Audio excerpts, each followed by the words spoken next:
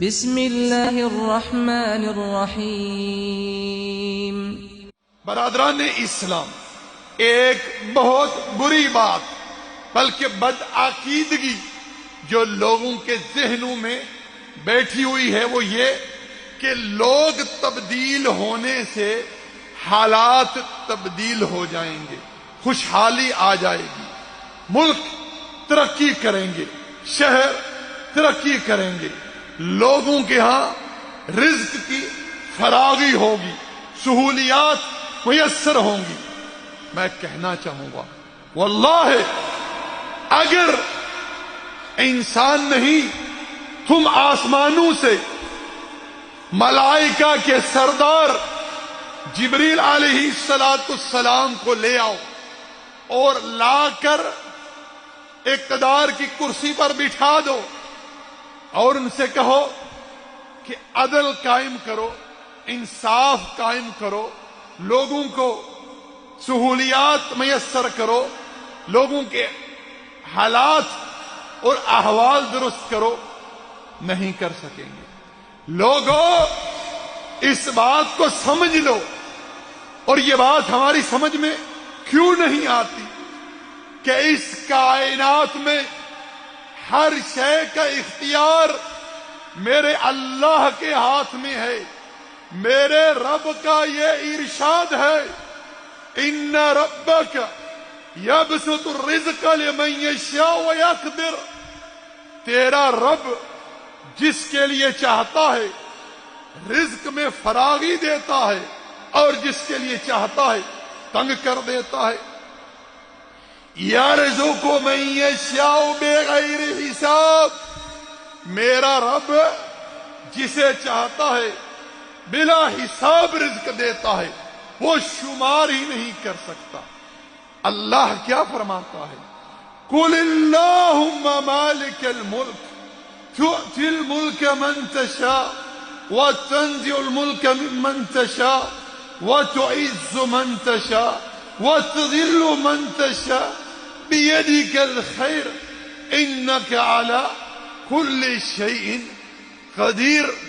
پیارے پیغمبر اعلان فرما دیجئے، اے اللہ ہر قسم کی بادشاہت تیرے ہی ہاتھ میں ہے، تو جسے چاہتا ہے جب چاہتا ہے جتنی چاہتا ہے بادشاہت عطا کرتا ہے، اور جب تو چاہتا ہے تیری حکمت اور تیرا عدل یہ تقاضا کرتا ہے کہ جس سے جب چاہے جیسے چاہے بادشاہت چھین لے، جسے چاہتا ہے تو عزتیں عطا کرتا ہے اور جسے چاہتا ہے ذلتوں کی پسپائیوں میں گرا دیتا ہے۔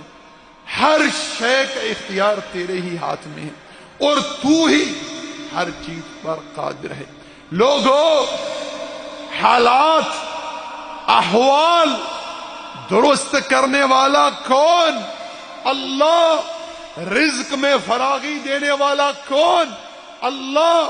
امن عطا کرنے والا کون؟ اللہ۔ اقتدار عطا کرنے والا کون؟ اللہ۔ عزت عطا کرنے والا کون؟ اللہ۔ ذلت عطا کرنے والا کون؟ اللہ۔ زندگی اور موت عطا کرنے والا کون؟ اللہ۔ اولاد عطا کرنے والا کون؟ اللہ۔ فراغی عطا کرنے والا کون؟ اللہ۔ تندرستی عطا کرنے والا کون؟ اللہ۔ برکتیں رحمتیں عطا کرنے والا کون؟ اللہ۔ ہدایت عطا کرنے والا کون؟ اللہ۔ گمراہیوں کی طرف دھکیلنے والا کون؟ اللہ۔ جب ہر شے کا اختیار میرے اللہ کے پاس ہے، میرے رب کے پاس ہے، میرے مولا کے پاس ہے، پھر اس رب کا در چھوڑ کر، اس رب سے منہ موڑ کر، اس رب کے دین کو ترک کر کے تم کہاں امن ڈھونڈتے پھرتے ہو؟ کہاں رزق تلاش کرتے پھرتے ہو؟ کہاں تم فراغی ڈھونڈتے پھرتے ہو؟ فَفِرُّوا إِلَى اللَّهِ، آؤ اپنے رب کی طرف، جھکو اپنے رب کے سامنے۔ اور اللہ نے رزق کا اور امن کا جو فارمولہ ہمیں بتلایا ہے، اگر ہم اس پر عمل کر لیں ہمارے لیے آسانی ہی آسانی ہو۔ دو آیات آپ کے سامنے اس تعلق سے پیش کر رہا ہوں۔ ایک آیت کریمہ سورۃ الاعراف کی، رب ذوالجلال تقدس و تعالی کا ارشاد، وَلَوْ أَنَّ أَهْلَ الْقُرَىٰ آمَنُوا وَاتَّقَوْا لَفَتَحْنَا عَلَيْهِمْ بَرَكَاتٍ مِّنَ السَّمَاءِ وَالْأَرْضِ وَلَٰكِن كَذَّبُوا۔ اگر یہ بستی والے، یہ دنیا والے اللہ کے سامنے یہ ساری دنیا ایک بستی کی مانند ہے، ایمان لے آئیں، اور ایمان کیا ہے؟ اللہ پر ایمان، فرشتوں پر ایمان، کتابوں پر ایمان، انبیاء پر ایمان، تقدیر پر ایمان کہ ہر قسم کی تقدیر اللہ ہی کی طرف سے ہے، یوم آخرت پر ایمان، اور زبان سے اقرار کر لے، دل سے تصدیق کر دیں اور عمل سے اظہار کر دیں، ایمان لے آئیں، اللہ کے فرما بردار ہو اور تقوی اختیار کر لیں، جن امور کا رب نے حکم دیا ہے انہیں بجا لائیں، اور جن سے رب نے روکا ہے رک جائیں، یہ تقوی ہے۔ یہ دو کام کر لیں، ایمان اور تقوی۔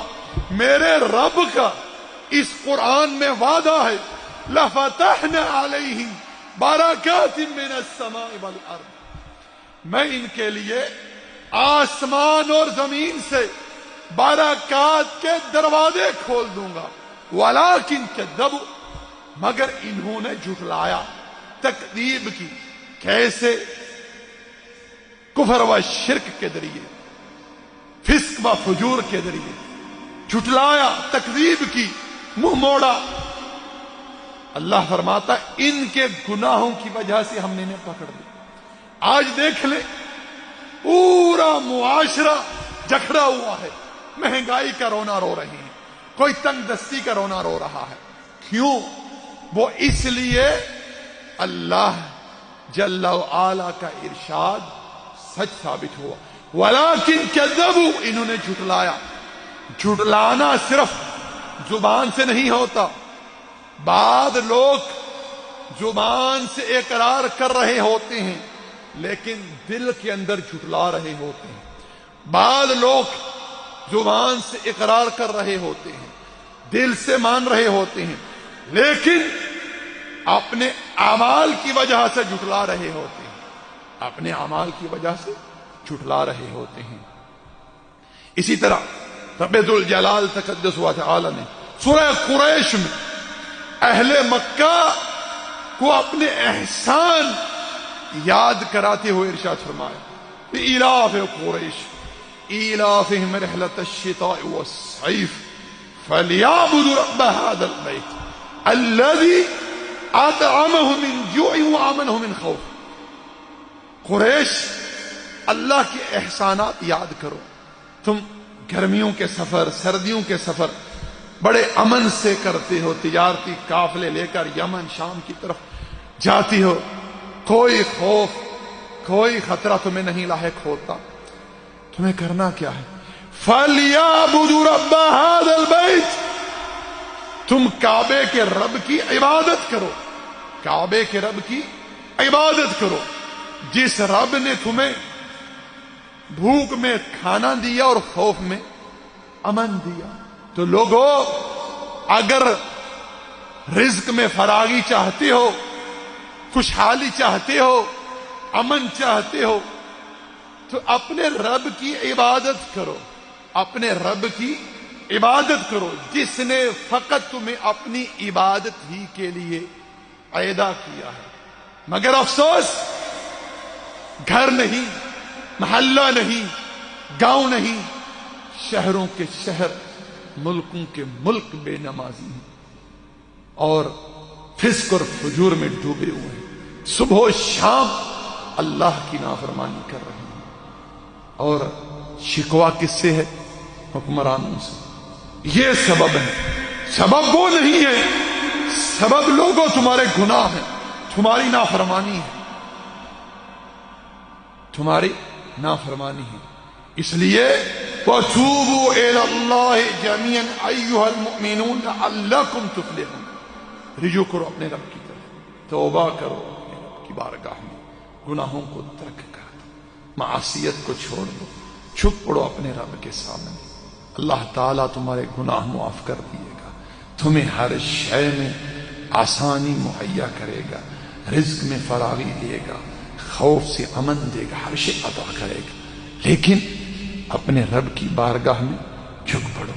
ما علینا الا البلاغ، وصلی اللہ علی نبینا محمد وعلی آلہ وصحبہ اجمعین۔